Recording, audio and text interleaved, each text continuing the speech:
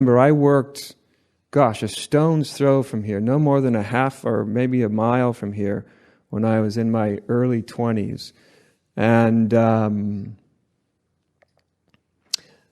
where I worked, I had a manager. And my manager's idea of managing people was to sit at his desk reading magazines all day and just telling us all what to do. That was it. That was the idea of managing. Of course, he didn't like to be bugged from reading his magazines to tell us what to do, but, he nonetheless. And so, as time goes on, there was about 5 of us that worked underneath him, and eventually we just kind of would get resistant, because sometimes we would have lots of work that would come in on that day, and we really could have used a little help. And when we would suggest to him that, maybe you just kind of dive in there and help us get a little bit of this done, he would remind us that his job was not to do anything, but to get us to do things. He was very out front with his concept of management. He wasn't hiding it. It was very, this is what it is. Your job to do stuff, my job to get you to do stuff. Even if we have too much to do, it's still not my job to do anything. So when I have to get you to do stuff, I'll do that. And when I don't, the other 90% of the time, I just read magazines here in the back. And of course, we all thought, well, that's a good reason to resist. That just seems completely unreasonable.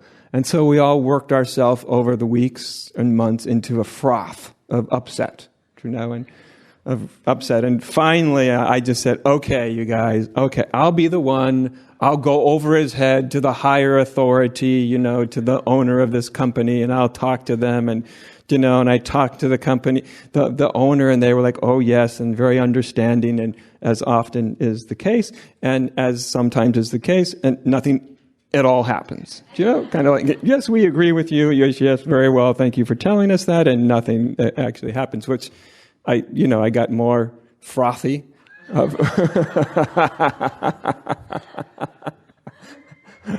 the ensuing weeks, and everybody, and then one day, it was just out of nowhere, I had this insight. It was like a gift. It wasn't a rational thought process. I didn't think it through, but it was just it was a gift. It was just given to me like an insight.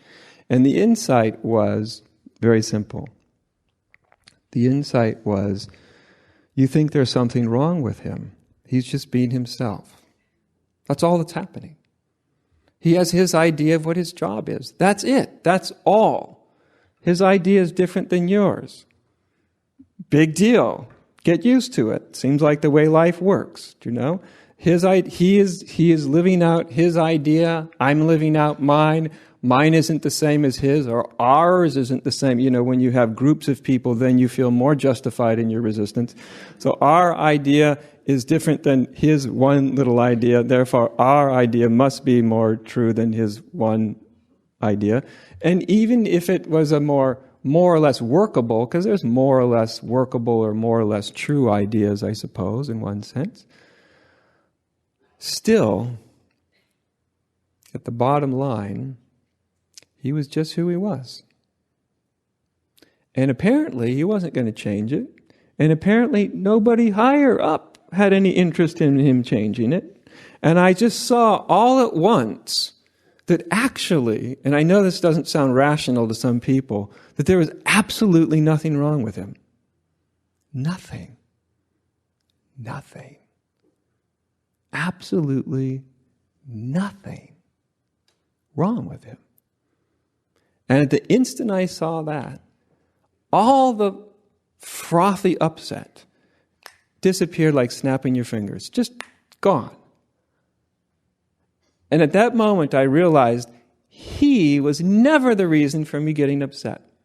From the very beginning to this moment, he was never ever the reason for one instant of my upset.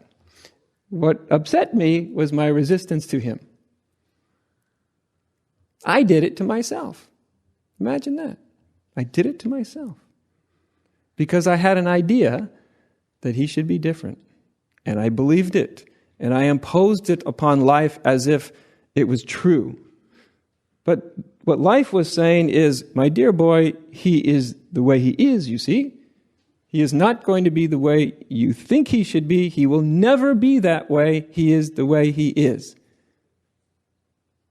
And you can join with reality and be happy. As unreasonable as it sounds to the way we're taught to think about things, or you can let go and you can resist him and be unhappy, or you can let go and be happy.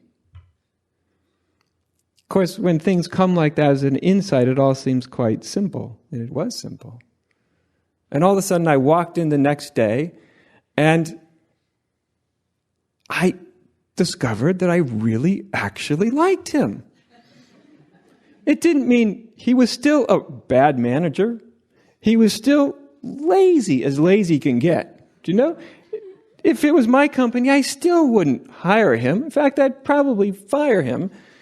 But he was absolutely himself, and he was completely delightful. And I actually enjoyed him.